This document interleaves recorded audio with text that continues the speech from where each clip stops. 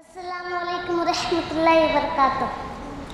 اعوذ باللہ من الشیطان الرجیم۔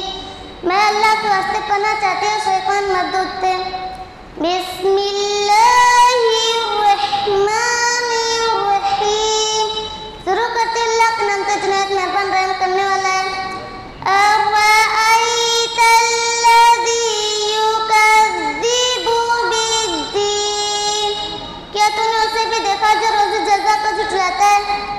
فَذَلِكَ الَّذِي يَدُعُّ الْيَتِيمَ۔ یہی وہ ہے جو یتیم کو دھکے دیتا ہے۔ وَلَا يَحُضُّ عَلَىٰ طَعَامِ الْمِسْكِينِ۔